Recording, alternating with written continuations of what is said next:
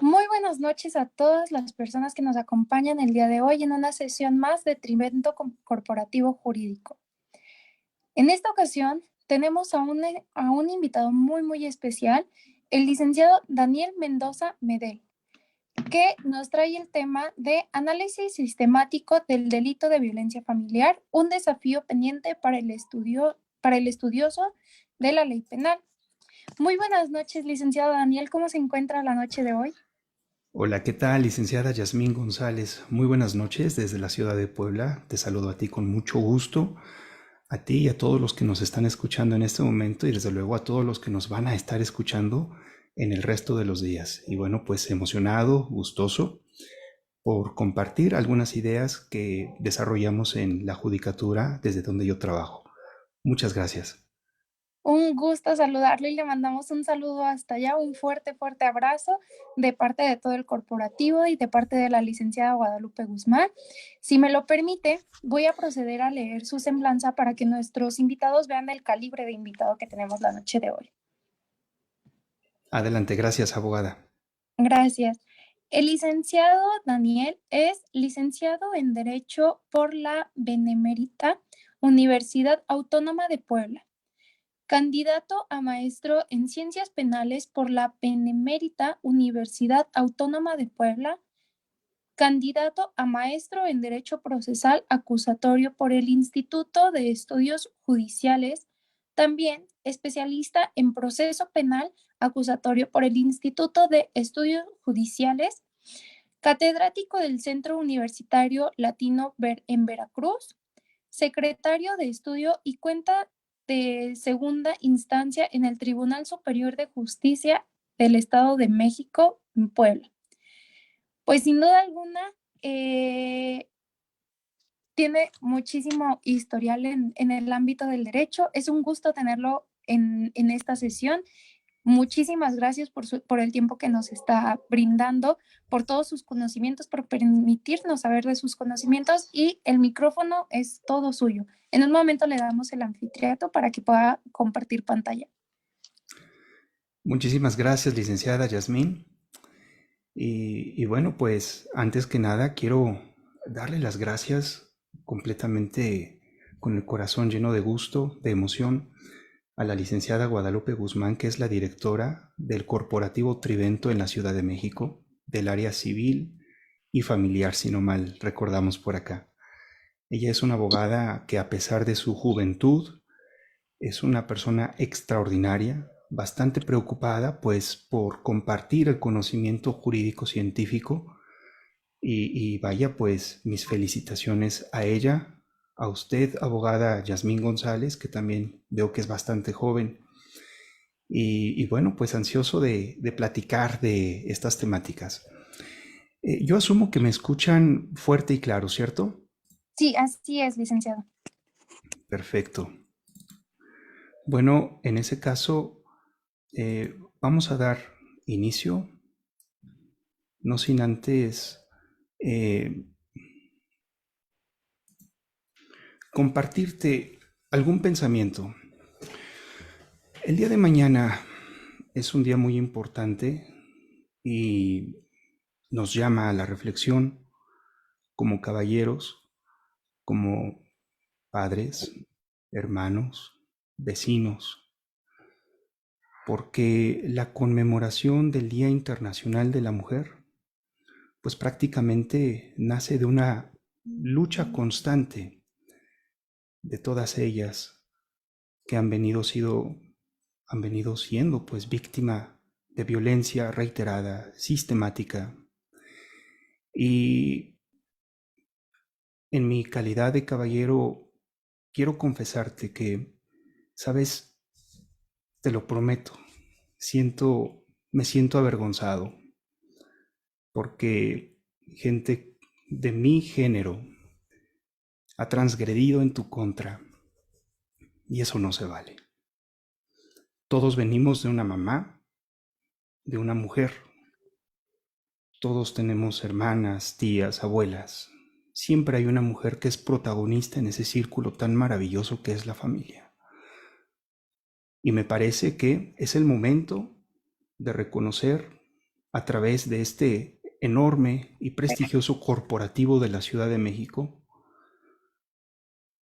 que ha llegado el momento de cambiar paradigmas.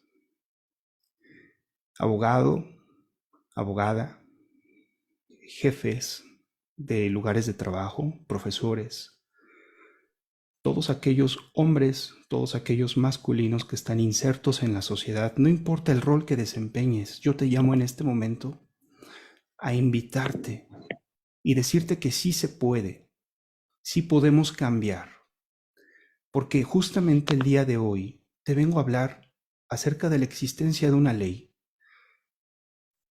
en la que se regula el delito de violencia familiar. Y yo te pregunto, caballero, ¿era necesario? ¿Era necesario que nos jalara el legislador de esa manera para intentar frenar, para intentar aminorar la violencia que ellas en su mayoría, en su gran mayoría, viven en un lugar en donde se supone que debe ser un ámbito de solidaridad y ayuda mutua que es la familia? Amigo, ¿en serio era necesario?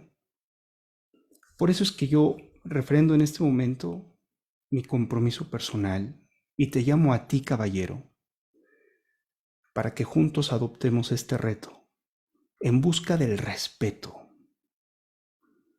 en busca de la solidaridad, en busca del auxilio que ellas necesitan de nosotros, de nuestra comprensión, de nuestro cariño, apoyo.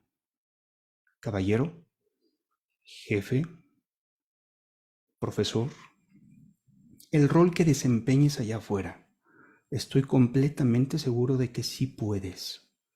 Por eso yo te invito a que compartas este mensaje para, a partir de un día como hoy, un día tan importante porque estamos previo al 8 de marzo, podamos difundir este mensaje que nos invita a cambiar paradigmas.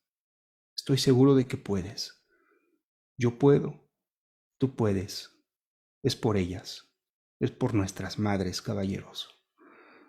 Y en este momento, de manera muy respetuosa, antes de comenzar mi ponencia, que poca importancia tiene alrededor o respecto o de frente a este mensaje, te quiero dar un aplauso a ti, que eres mujer y que estás del otro lado, y que todas las tuyas a lo largo de la historia, insisto, han venido sufriendo violencia sistemática. Este aplauso es tuyo y espero que tú también, caballero, lo hagas al igual que yo.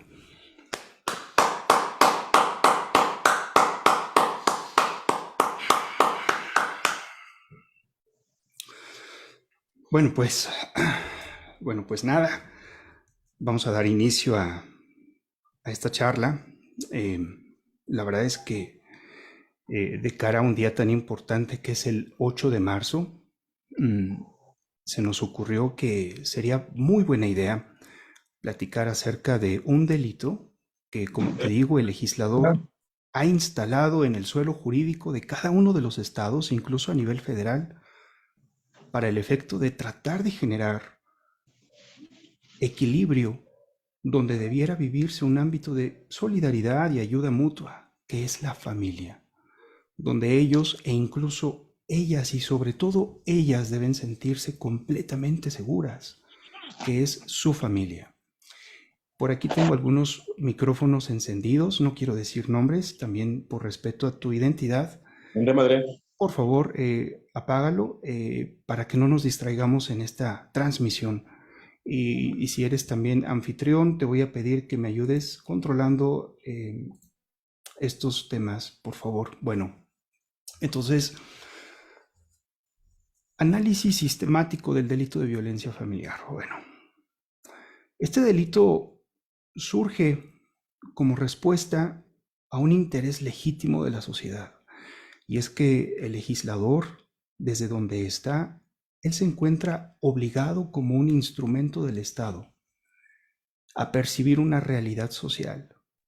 Y entonces él se da cuenta de que al interior de los senos familiares, donde ellos y ellas, y sobre todo ellas, insisto, deben sentirse seguras, pues comienzan a sufrir violencia.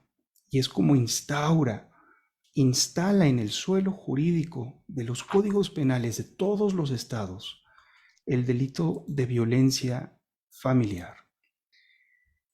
¿Y por qué es un análisis sistemático? Vamos a decir que es fragmentar un todo en partes, para que de esa manera podamos entender con toda precisión y pulcritud los alcances de la norma.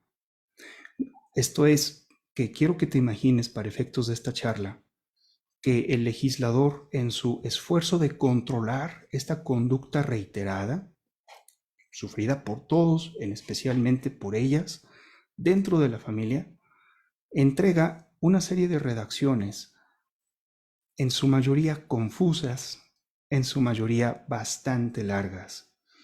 Quiero que tú sepas, abogado, abogada, ministerio público, operadores jurídicos, defensores, para bien o para mal, entre más larga sea una redacción legislativa, entre más largo sea un particular tipo penal, entre más contenido tenga este artículo, este dispositivo, este numeral de ley, más difícil va a ser demostrarlo. A mayor número de elementos, mayor carga probatoria. A menor número de elementos, menor carga probatoria. Quiero darte un ejemplo muy burdo. Seguramente en el estado donde nos escuchas, incluso en la federación, el delito de homicidio está descrito y redactado de una manera muy simple. Comete el delito de homicidio quien priva de la vida a otro. Nada más. Privación de la vida, tercera persona. Eso es todo. Algún aspecto más, alguno menos, es completamente fácil demostrar un homicidio. Pero cuando tú te enfrentas a la elaboración semántica de los delitos de violencia familiar a lo largo y ancho del país, te vas a encontrar con párrafos enormes, con una estructura semántica muy compleja. De ahí que, para efecto de ayudarnos a demostrar si somos agentes del Ministerio Público, para ayudarnos a constatar si somos jueces, para ayudarnos a defender si somos defensores o a asesorar si somos asesores jurídicos victimales, es necesario incorporar a nuestro haber profesional determinadas herramientas jurídicas. Y la sistematización, querido amigo, querida amiga, es una de ellas. La sistematización. ¿Qué es la sistematización? Descomponer un todo en partes. Descomponer un todo en partes. Te prometo que a lo largo de la charla, escasos 40 minutos más, vamos a desarrollar esta herramienta para los efectos de que tú puedas ganar solvencia al momento de acusar, al momento de defender, de asesorar, de dirigir una audiencia de debate y en consecuencia de decidir. Pero ¿por qué es un desafío pendiente para el estudioso de la ley penal? Fíjate que en el lugar en donde yo trabajo, que es un tribunal de segunda instancia en el estado de Puebla, te prometo que pocos, probablemente ningún operador hace esto. Lastimosamente, nadie se vale de esta clase de herramientas metodológicas. Y eso va a provocar una serie de problemas que los vamos a ir explicando a lo largo de la exposición. Entonces, quédate con esto. De entrada, los delitos de violencia familiar están redactados de una manera confusa, muy larga. Entonces, para que nuestro desempeño sea mejor, de acuerdo con nuestro rol, necesitamos adjudicarnos algunas herramientas metodológicas. Y una de ellas es la sistematización. Vengo a presentarte esta herramienta para que tú la uses y puedas defender apropiadamente, asesorar, juzgar, incluso acusar adecuadamente. Vamos a ver. De entrada, tenemos que el artículo 284 bis de nuestro Código Penal. Necesito que Necesito por favor que alguien me diga si ya cambió la imagen, porque no logro ver si ya se cambió. Alguien que me Aún diga, no, por favor. licenciado. Dice Aún no, seguimos viendo nada 284. más usted. No, Sí, no, todavía. no entendí muy bien. A ver si me pueden informar, por favor. Que aún no lo seguimos viendo a usted, no logramos ver su pantalla. Ok. A ver, vamos a ver esto.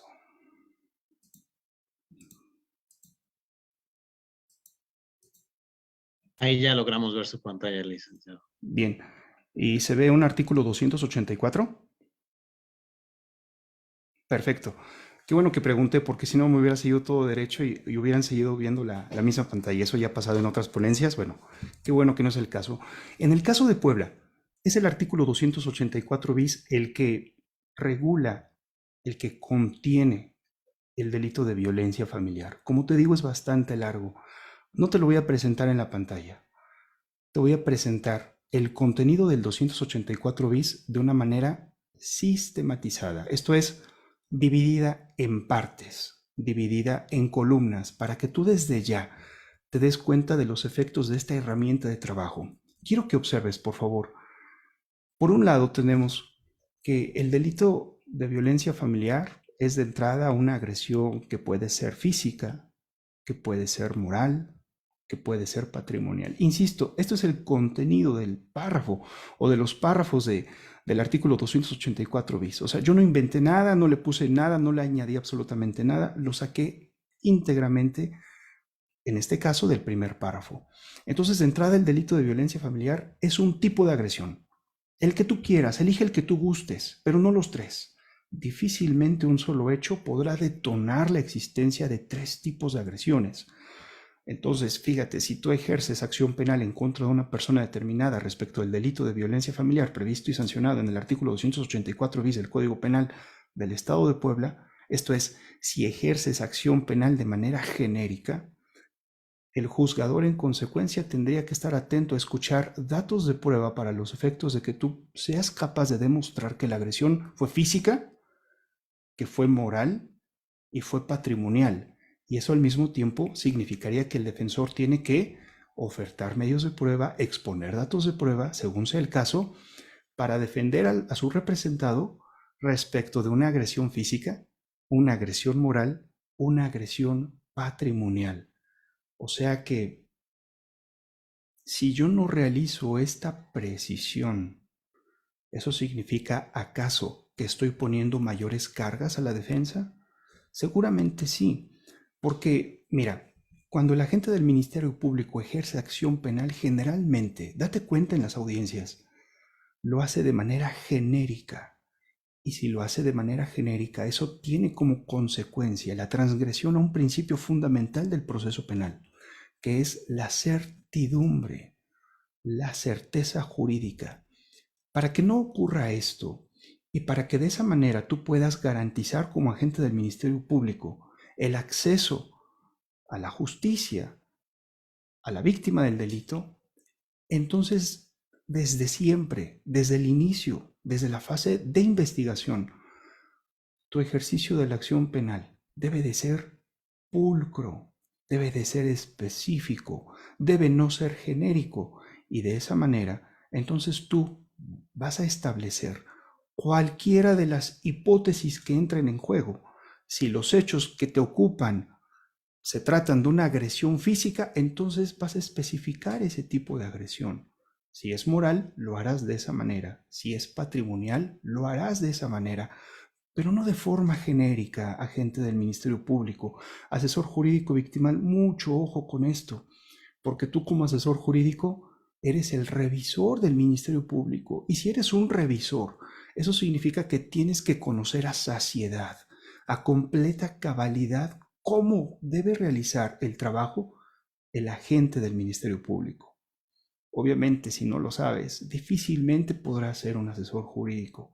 Entonces, asesora jurídico victimal, este es un buen comienzo. Sistematiza, siguiendo con el contenido del mismo párrafo. Dice individual o reiterada. Obviamente, estos dos aspectos, tanto individual como reiterada, tienen que ir separados. ¿Por qué? Porque si lo colocamos en una misma casilla, eso va a implicar dos aspectos diferentes al mismo tiempo y son incompatibles entre sí. Si te das cuenta, aquí ya llevamos 6 hipótesis delictivas, 6 maneras de cometer la conducta. ¿Por qué 6?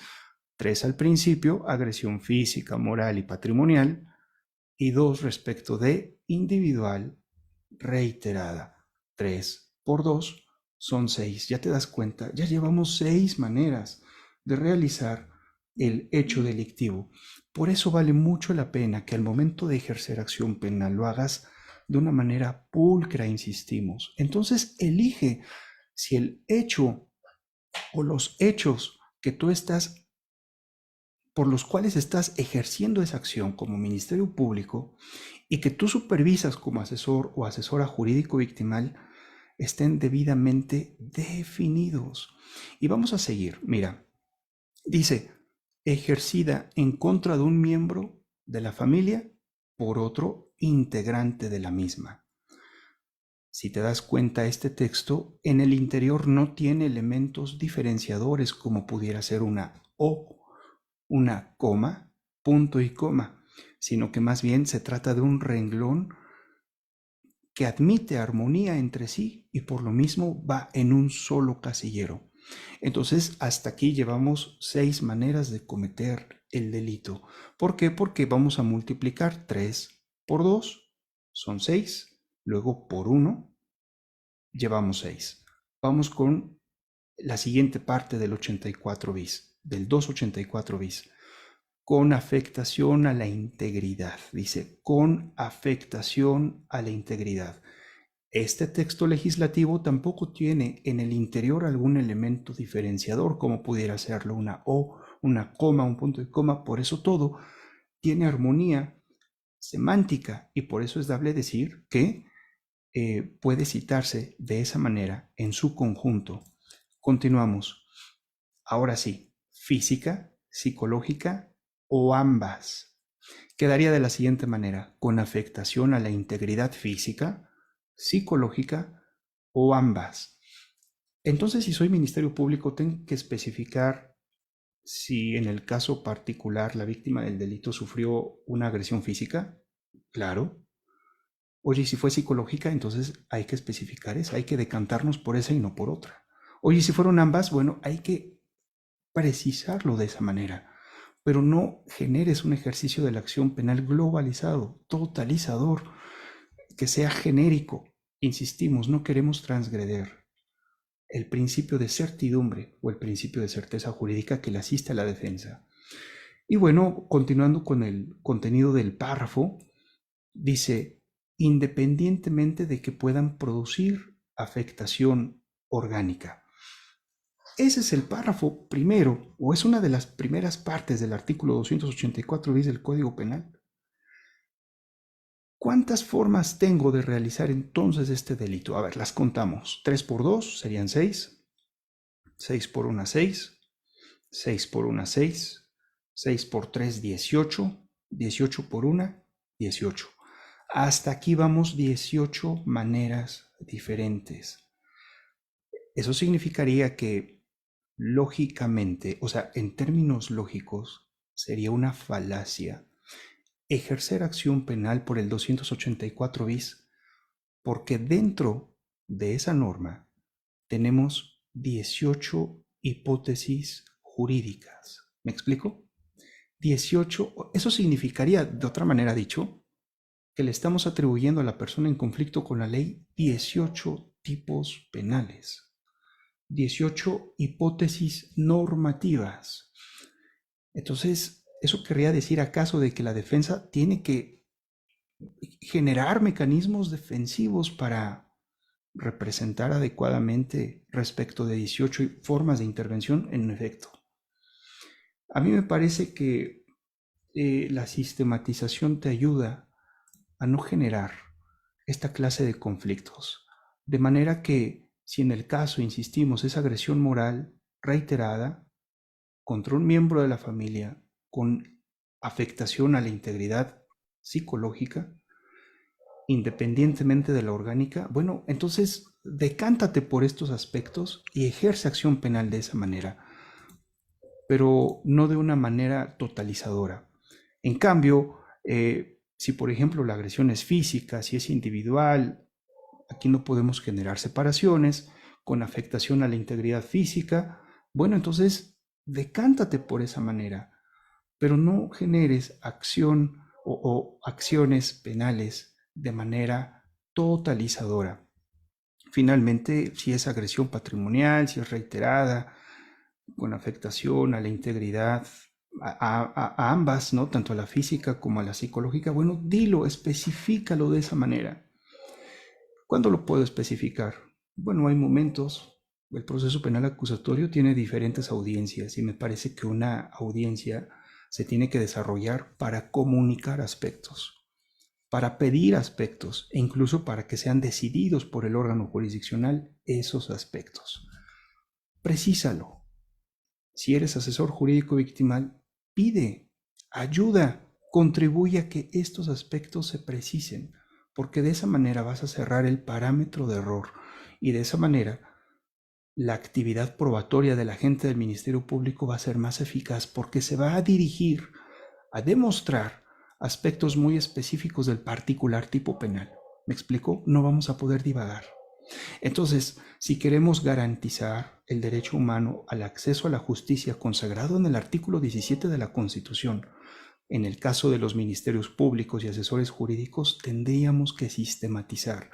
Oye, licenciado Mendoza, ¿y aquí acaba la cosa? O sea, ¿eso es todo lo que nos vienes a decir? No, fíjate que no, porque el artículo 284 de nuestro Código Penal, por fortuna o por desgracia, no termina allí. Yo creo que más por desgracia, porque insistimos, a mayor redacción, mayor dificultad probatoria. O sea que me estás diciendo que esto, pese a que se trata de un gran esfuerzo del legislador, en realidad podría ser un perjuicio para la víctima. Pues probatoriamente sí, porque amerita mayor esfuerzo probatorio. Entonces, si nosotros sistematizamos de entrada, vamos a precisar y a definir con toda exactitud cuál va a ser la hipótesis jurídica por la cual vamos a ejercer todos los actos probatorios. Y bueno, la siguiente parte del mismo artículo 284 bis dice algo más o menos como esto. Comete el delito de violencia familiar. En efecto, te estoy hablando del mismo 284 bis. No me he ido a otro lado. Fíjate, parece que, o sea, te da la impresión de que está empezando de primera instancia, ¿no? Así como si fuera la parte inicial del párrafo 1. Comete el delito de violencia familiar, así como el delito de homicidio. Comete el delito de homicidio, así arranca. Pero este es el párrafo 2. Comete el delito de violencia familiar, fíjate. Y aquí nos da una serie de calidades específicas del sujeto pasivo. Puedes leer cónyuge, la cónyuge, concubino, concubina, alguna serie de parientes, adoptado, adoptante, madrastra, padrastro, hijastra, hijastro, pupilo, pupila, tutor. Todos ellos pueden ser sujetos de delito. Oye, pero ¿qué pasa si yo ejerzo acción penal por el 284 bis? Ah, pues estaríamos cometiendo, insisto, la imprecisión de estar atribuyendo el carácter de cónyuge, de la cónyuge, del concubino, de la concubina, de ciertos parientes, del adoptado, del adoptante, de la madrastra, del padrastro, hijastro, etcétera, a una sola persona. A mí me parece que desde el punto de vista de la lógica formal, esto pudiera representar un serio problema, al menos a sus dos primeros ingredientes. Tú sabes que la lógica formal está integrada o está sostenida sobre 4 pilares específicos. Sería el principio de identidad, principio de no contradicción, tercero excluido, razón suficiente. Entonces, yo creo que no es completamente debido que enderecemos una acción penal de manera genérica. Debemos precisar. ¿Acaso la persona en conflicto con la ley es adoptado? Bueno, entonces dilo de esa manera, precísalo, para que la defensa tache todas las demás hipótesis y se concrete a investigar defensivamente respecto de esa manera de intervención. Lo mismo si es pupila o es tutor o es el cónyuge. ¿Me explico? Seguimos con el mismo contenido de la siguiente parte del artículo 284 bis. No nos hemos movido de dispositivo, seguimos con el mismo. Fíjate, dice, comete el delito de violencia, el cónyuge, la cónyuge, etcétera. Dice que intencionalmente incurre en la conducta. De entrada, el legislador aquí parece que nos está diciendo, al menos en el estado de Puebla, este es un delito que no se puede cometer de manera culposa o por descuido. Necesariamente necesitamos del dolo, de la intención. Y bueno, si nosotros hacemos memoria, estaremos recordando que el dolo admite dos modalidades. Hay dolo directo y dolo eventual. Parece no tener una distinción. Esta frase dice que intencionalmente incurre en la conducta. No se refiere a un dolo en específico, no al directo, no al eventual. Les pido que no prendan sus micrófonos, por favor, porque distraen un poquito. Tendríamos que estar pensando que el legislador se refiere a las dos clases de dolo. Pero ¿cuál es el dolo directo? El dolo directo, conocer y querer la concreción de la parte objetiva del particular tipo penal. Ese es el dolo directo. Oye, ¿y el otro dolo? Bueno, el dolo eventual es conocer y aceptar la concreción de la parte objetiva del particular tipo penal. O sea que ambos dolos te piden conocer los elementos del tipo. La diferencia entre uno y otro es que el dolo directo te pide querer eso que conoces. Y el dolo eventual no te pide querer, sino aceptar. Hay una gran diferencia entre los dos conceptos.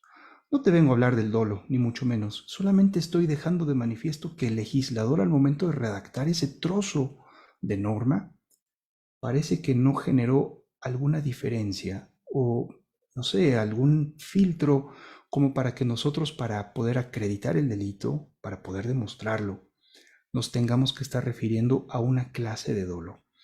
Lo que sí me queda clarísimo es que parece que la violencia familiar no se puede realizar de manera culposa o por descuido. Y bueno, siguiendo, tendríamos que contra cualquier integrante de la familia, contra cualquier integrante de la familia. Si te das cuenta, ese pedacito de norma se refiere a un sujeto pasivo. Puede ser hombre, mujer, niña, adulto mayor. No tiene una previsión la norma. Y seguimos. Dice que se encuentre habitando en la misma casa de la víctima. Esto es, la norma establece que para que se pueda dar el delito de violencia familiar, debemos de acreditar la cohabitación entre los sujetos de la relación procesal. Oye, ¿y qué pasa si no se acredita? Bueno, pues no hay delito. No hay delito, así de fácil. Entonces, vamos a ver, aquí cuántas hipótesis son. 1, 2, 3, concubino, concubina 4, pariente 5, otro pariente 6, luego dice adoptado 7, 8, 9, 10, 11, 12, 13, 14, fíjate, son 15. Multiplicado 4 veces por 1 siempre va a dar 15, ¿verdad? Entonces, fíjate, a las anteriores que ya teníamos, vamos a agregarle 15 más. ¿Por qué? Porque insistimos que el sujeto activo de la conducta no puede ser ni cónyuge, ni la cónyuge, ni concubino, ni concubina, etcétera, al mismo tiempo. De manera que te tienes que decantar exclusivamente por uno. Claro, si son dos sujetos activos del delito, bueno, entonces elige cuál de ellos y entrégale certidumbre jurídica a la defensa y a la persona, desde luego, en conflicto con la ley. Ahora, vamos a avanzar un poquito más, no sin antes decir y hacer énfasis en que, bueno, tendríamos que estar necesariamente decantando por una alternativa. Obviamente, aquellos casilleros que no tienen división, es obvio que no tenemos más alternativas más que ellas mismas, pero sí en el caso de los sujetos pasivos, perdón, de los activos, bueno, entonces en ese caso sí tendríamos que estar definiendo o decantándonos por alguno de ellos, ¿de acuerdo? Esto, al igual que lo anterior, forma parte del tipo penal, ¿sale? Forma parte del tipo penal, o sea, son todos aquellos elementos que el agente del Ministerio Público debe demostrar para acceder a una pretensión punitiva, cuando menos para ejercer acción penal. Si alguno de ellos no está acreditado, seguramente vamos a tener problemas para acceder a una pretensión punitiva, ¿de acuerdo? En suma, hemos estado hablando del tipo penal y de sus elementos, y que además vale la pena sistematizar los párrafos dados por el legislador en estas normas para el efecto de generar certidumbre y desde luego para desahogarnos y canalizar nuestro trabajo, porque de otro modo, insisto, vamos a estar tratando de probar absolutamente todo y eso es una falacia. Vamos a avanzar. Seguimos en el mismo 284 bis. Fíjate qué complejo, cuántos elementos contiene ese artículo. Y yo no dudo que en tu estado, en el lugar en donde nos escuchas, incluso si tú tienes el artículo en donde se define el delito en cuestión, yo no dudo que encuentres la misma problemática o el mismo desafío. Fíjate.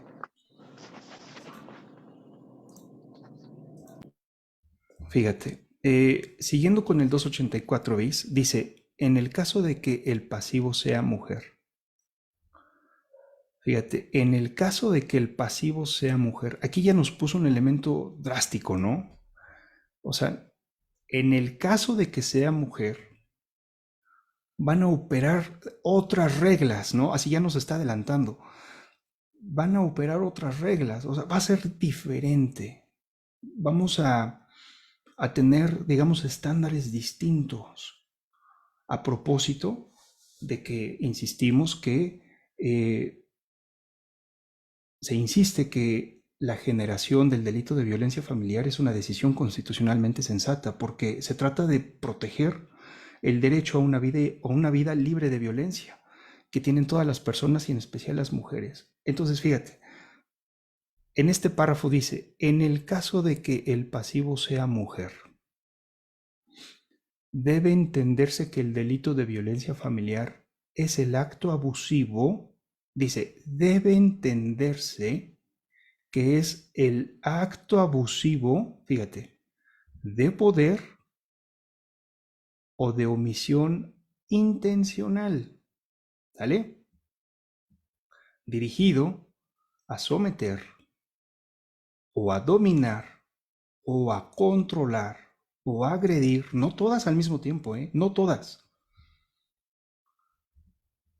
física o verbal o psicológica o patrimonial o económica o sexualmente, es una, no todas, ojo, a las mujeres, ¿vale? Obviamente a una o a más.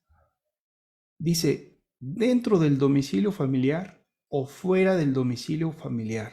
Oye, a ver, licenciado Mendoza, hace un rato nos dijiste de que para demostrar el tipo penal de violencia familiar era necesario, de acuerdo con los elementos del tipo que tú desarrollaste en tu segunda lámina, la cohabitación, e incluso dijiste que de no darse este estadio, lo más seguro es que hubiéramos tenido problemas para acreditarlo. Bien, en el caso de que la pasivo sea mujer, vamos a nivelar los estándares de exigencia. Vamos a destruir, vamos a intentar destruir la desventaja por razones de género. Es decir, vamos a tratar de dar equilibrio a la situación. Y es que acuérdate que las mujeres históricamente pertenecen a grupos socialmente desaventajados. Entonces, para que esto deje de ocurrir, para generar un equilibrio, en el caso de que la pasivo sea mujer, no va a ser necesario acreditar la cohabitación. En el caso de Puebla, desde luego, y no dudo que en el resto o en muchos de los estados esto se dé de la misma manera, porque acuérdate que la violencia familiar es un entorno social que permea en todo el mundo, por desgracia, y que además existe usualmente un desequilibrio de poder. Entonces, para equilibrar la situación, el legislador tiene que ser flexible en estos casos. Es por eso de que en el caso de que la pasivo sea mujer, no importa que el hecho se dé dentro o fuera del domicilio. ¿Me explico? No importa que se dé o no en cohabitación, porque es un tema de flexibilización. Y finalmente dice, cuyo agresor haya tenido, cuyo agresor mantenga, cuyo agresor haya mantenido, fíjate, dice relación de parentesco por consanguinidad, afinidad de matrimonio, concubinato. Esto lo puse de esta manera porque la penúltima la penúltima columna que dice cuyo agresor tenga o haya tenido, se combina con las tres de la de derecha. ¿Me explico? Entonces, las dos de la izquierda se combinan con las tres de la izquierda, con las tres de la derecha. Y en la parte de abajo dice o mantenga o haya mantenido, y a la derecha una relación de hecho. Entonces, cuando nosotros vemos este tipo de redacción, nos preguntamos, ¿qué tenemos frente a nosotros? Podríamos pensar en que el poder y la omisión intencional, bueno, son medios comisivos, ¿no? Son los medios de los cuales el agente activo del delito se vale para realizar el hecho delictivo. O bien podríamos tener, en el caso de dirigido a un ánimo o un elemento subjetivo distinto del dolo. O bien podemos tener nuevos verbos o núcleos del tipo, como le quieras decir. Podemos tener circunstancias. Podemos tener probablemente una definición de víctima, una modalidad de lugar, más circunstancias. ¿En serio tenemos todo eso? O sea, este párrafo del 284 bis tiene todo esto. O sea, ¿tiene más elementos del tipo? Bueno, a ver, vamos a recapitular, fíjate. Dice, en el caso de que sea mujer la pasivo, fíjate lo que dice el legislador, debe entenderse, no dice debe probarse. Si dice debe entenderse, quiere decir que con este párrafo tú adoptas como juez, como ministerio público, una idea que se llama perspectiva de género, que insisto, es con la cual es una herramienta que te va a ayudar a generar equilibrio, te va a ayudar a destruir la desventaja por razones de género. Por eso, no son elementos del tipo. Por eso, fíjate, por eso, no son en realidad medios comisivos, ni ánimos, ni tampoco verbos rectores o núcleos del tipo, como tampoco circunstancias, ni una nueva orientación sobre la víctima, modalidades del lugar, más circunstancias. No son nuevos elementos del tipo, no son cosas que debas probar. Es un método de interpretación. ¿Me explico? Es un método de interpretación con el cual se va a pretender generar equilibrio. Fíjate, A ver, eso quiere decir entonces que si se realiza en contra o en agravio de una mujer, nos estamos refiriendo probablemente al acto abusivo de poder dirigido a dominar psicológicamente a otra mujer, una o más, probablemente fuera del domicilio familiar, eh, con cuyo agresor haya mantenido una relación de hecho. Si ese fuera el caso, bueno, eso significa que aquí en la cabecita del Ministerio Público o del juez se debe detonar esta idea, se debe prender, iluminar, activar esta idea de generar equilibrios y no debe estar pensando en elementos del tipo que deba acreditar. Otro ejemplo, o sea que si en lugar de esa hipótesis el acto abusivo ya no es de poder, sino más bien es una omisión intencional dirigida a agredir físicamente a una o más mujeres dentro del domicilio familiar, con cuyo agresor haya tenido concubinato. O sea, si esto se da, entonces todo eso se debe probar. No, porque no son elementos del tipo. Es un método de interpretación con el cual se pretende generar equilibrio. Digamos que es o fue una forma en que el legislador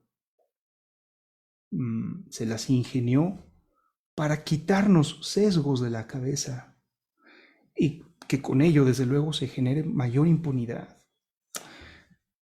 Dicho todo eso, lo que quiero decirte y lo que te quiero reiterar porque debe quedar perfectamente claro es que en el caso de que la pasivo sea mujer, debe entenderse que el delito de violencia familiar es el acto abusivo, fíjate, que se genera en un entorno de desequilibrio de poder. Eso es lo que debe entenderse. Y desde luego, todo lo que te da detrás de ello es un método que debes tener aquí en tu cabecita. Es una manera de entender las cosas que rompa ese desequilibrio y que por lo tanto genere, compense la situación. ¿Sale? Bueno, fíjate que precisamente este método de interpretación, perspectiva de género, surge porque el Estado mexicano tiene una serie de compromisos y en el núcleo de esta idea se encuentra la obligación de impartir justicia de manera completa e igualitaria.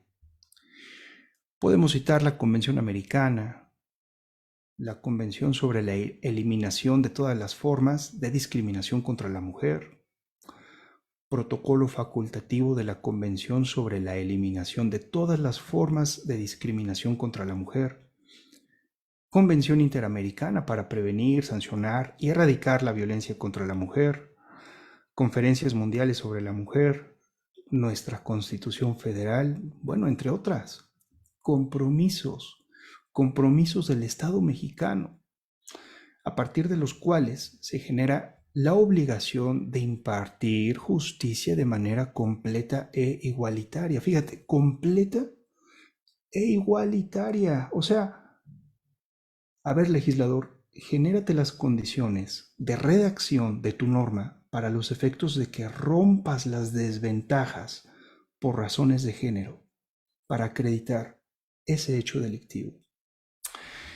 Y bueno, desde luego que también se trata del deber constitucional y convencional a cargo del Estado mexicano de actuar con diligencia para establecer o esclarecer situaciones de violencia, especialmente la obligación de establecer procesos legales eficaces que permitan impartir justicia atendiendo a las necesidades de los grupos de personas que merecen especial tutela. Y bueno, pues ya hemos hablado rápidamente de lo que es el tipo, Acuérdate que en las primeras dos láminas te entregué elementos que se deben acreditar de acuerdo con el caso particular, con base en tu herramienta de sistematización que has aprendido y has desarrollado en este pequeño conversatorio. Y bueno, en tratándose de que el hecho delictivo sea ejecutado en agravio de una persona del sexo femenino, de una mujer, entonces ya no hay elementos del tipo que operen, o sea, quedan los anteriores, pero aparte nos vamos a colocar, ya dijimos, una herramienta de comprensión del hecho que genere equilibrio, el cual se da o nace en territorio mexicano por virtud de los compromisos internacionales del Estado mexicano. Entonces, hemos hablado del tipo penal, pero hay un ingrediente del que no te he hablado, que es la punibilidad. Tú sabes perfectamente, si eres estudiante de derecho, si eres abogado, si tienes experiencia ya en el litigio, que la punibilidad en nada se parece a la punición y a la pena. Tú perfectamente sabes que la punibilidad es aquella establecida por el legislador y que está entregada o consagrada en un cuerpo de leyes, en un código, en un reglamento, y que se va a dar en mínimos y máximos, ¿sale? Entonces, esa es la punibilidad. Se impondrá de 7 a 20 años, ¿no? Esa es la punibilidad. Pero, en cambio, la punición es aquella que establece el juez, ¿sale? Es aquella que establece el juez. Obviamente el juez se va a mover en este rango de la punibilidad de 7 a 20 años para los efectos de que, de acuerdo con las circunstancias peculiares del caso, él pueda asignar un grado de reproche. Y con base en él, desde luego, pues establecer una punición. Y la pena es, diríamos que la experiencia factual, ¿no? Que de manera efectiva vive una persona en conflicto con la ley luego de ser sentenciada y pues nada más, ¿no? Si te das cuenta, bueno, son conceptos muy diferentes uno de los otros. Me interesaba recalcarlo, yo sé que en la mayoría de los casos, bueno, ya lo sabías. Entonces la punibilidad es aquella establecida por el legislador en mínimos y máximos y que generalmente, o más bien siempre, van a acompañar a un tipo penal. Pues bueno, entonces en este momento te voy a hablar así rapidísimo de la punibilidad, al menos aquí en el estado de Puebla, respecto de la simplicidad del delito. El legislador previó para esa hipótesis de 2 a 8 años. O sea, cometido sin atenuantes ni agravantes, así simple, de 2 a 8. En cambio, si se trata de alguna agravante como que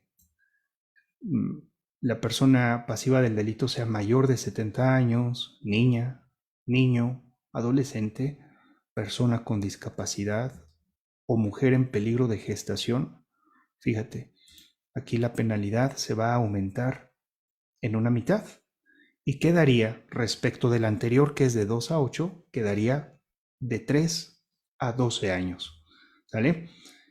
Pero también hay otra agravante, dice, cuando se cometa en agravio de niña, de niño, adolescente, se realice utilizándoles como instrumento para causar daño a la madre, entonces en ese caso se va a aumentar 1/3.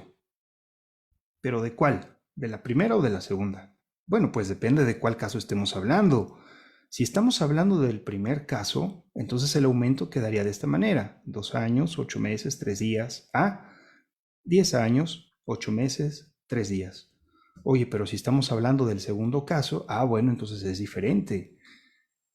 Quedaría de esta manera: de 4 años a 16 años de prisión. Y obviamente con sus respectivas sanciones pecuniarias que, pues por algún tema de economía, pues quise no incorporar en esta charla, pero bueno, más o menos así quedarían las punibilidades de las diferentes hipótesis. Dice por último, las sanciones señaladas en esta sección se aumentarán a las que correspondan por cualquier otro delito que resulte cometido, y eso es bien importante. Lo leo otra vez.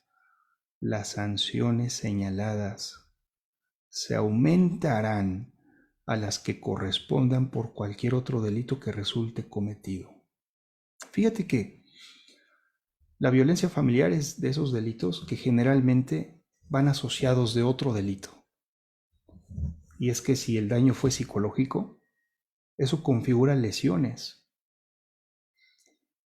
Si el daño fue físico, eso configura lesiones. Si el daño fue patrimonial, eso puede configurar un delito patrimonial. Entonces mi pregunta es, ¿por qué los agentes del Ministerio Público, y lo digo con sumo respeto, ejercen acción penal por violencia familiar a secas, solito, dejando afuera el espectro protector de los bienes jurídicos protegidos por otros tipos penales? ¿Dónde quedan todas esas hipótesis? O sea que si tú vas a imponer de 2 a 8, o de 3 a 12, o de 283 a 1083, según sea el caso, esta parte de la norma te da la autorización de que puedas sumar las penalidades a aquel otro delito cometido. Insisto, pudiera ser lesiones, daño en propiedad ajena, abuso sexual, violación. ¿Por qué dejamos afuera los delitos concomitantes? ¿Eso podría ser generar impunidad, acaso? ¿O probablemente vulnerar el derecho a la víctima al acceso a la justicia? No lo sé. Respóndelo tú. Lo verdaderamente cierto es que las leyes en materia de protección de víctimas en estado de vulnerabilidad, como este que te presento, establecen, insisto, mecanismos para destruir la desventaja por razones de género y generar en consecuencia equilibrios. De modo y manera que esto que parece ser un delito o un concurso ideal de delitos, lesiones más violencia familiar en una sola conducta, concurso ideal, bueno, entonces únicamente establece la que merezca mayor sanción.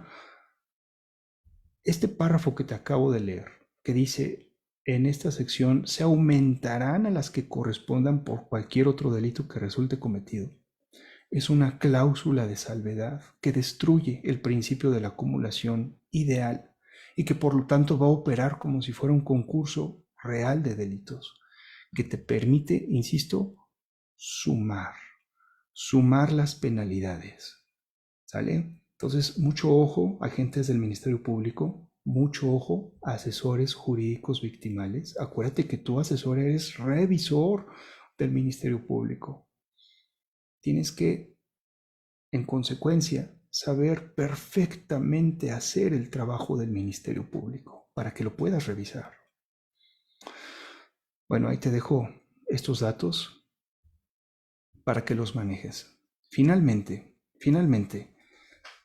antes de despedirme de ustedes, quiero darle lectura a este pequeño párrafo a propósito del día de mañana y siempre pues de manera muy respetuosa. El 8 de marzo se celebra el Día Internacional de la Mujer, una fecha que nos recuerda la lucha histórica de las mujeres por sus derechos y su dignidad en todos los ámbitos de la vida.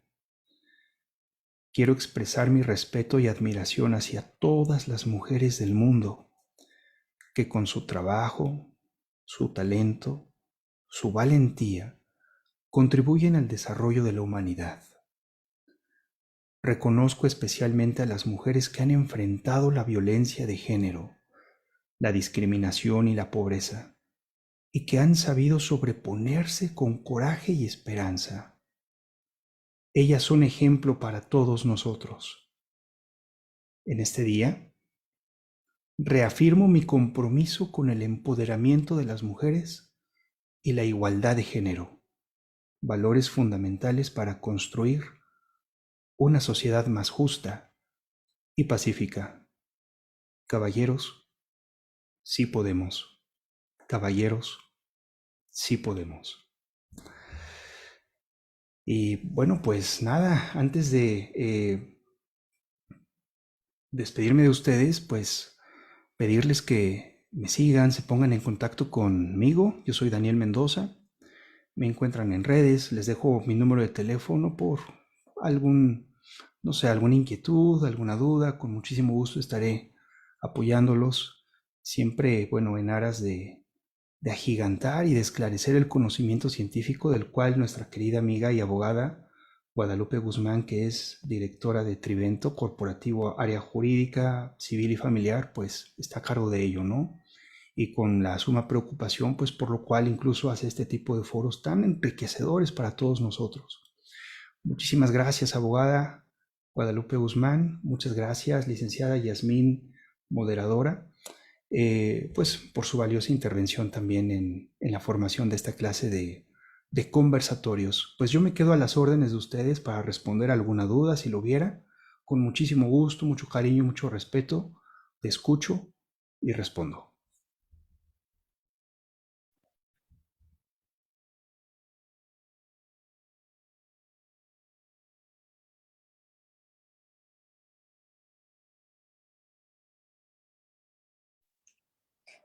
Creo que su micrófono está fallando, licenciada.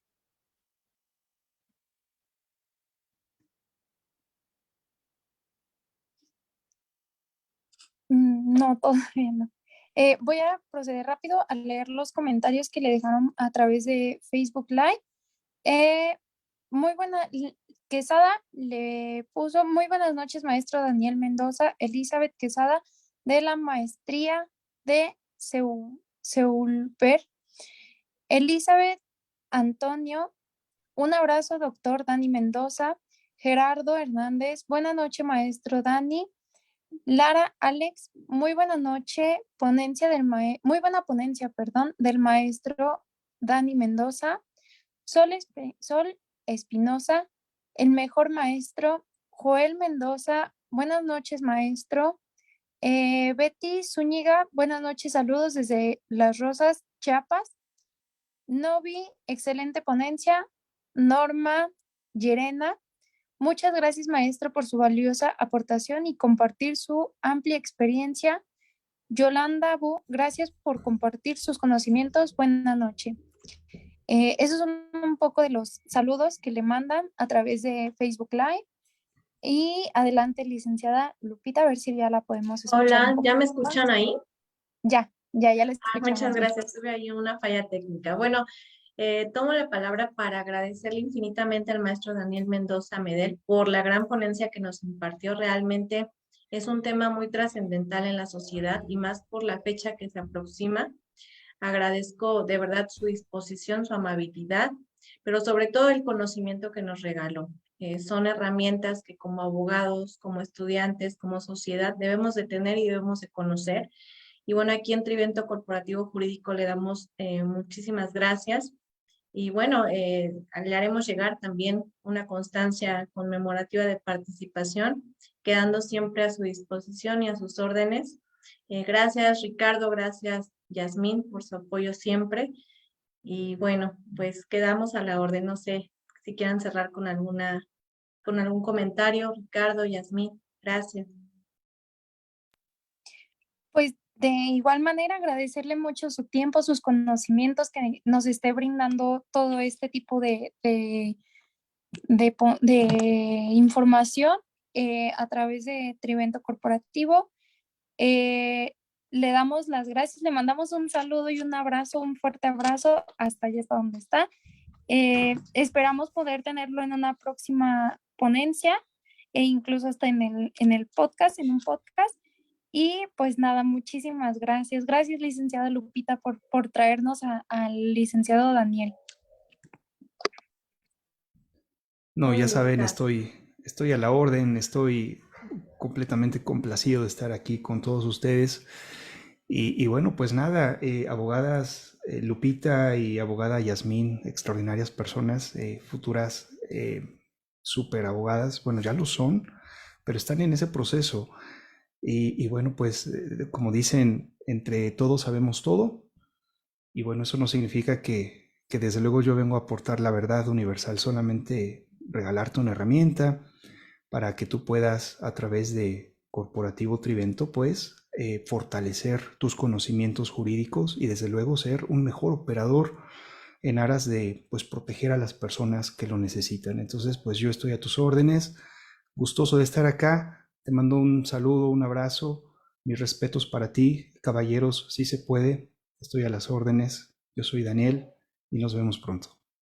Muchísimas gracias a todos los que se quedaron hasta el final, a los que van a ver este evento en un futuro, porque se queda en las redes de Trivento Corporativo. Y recordar que vamos a estar teniendo transmisiones toda la semana. Muchísimas gracias, que pasen buena noche y hasta la próxima. Bye.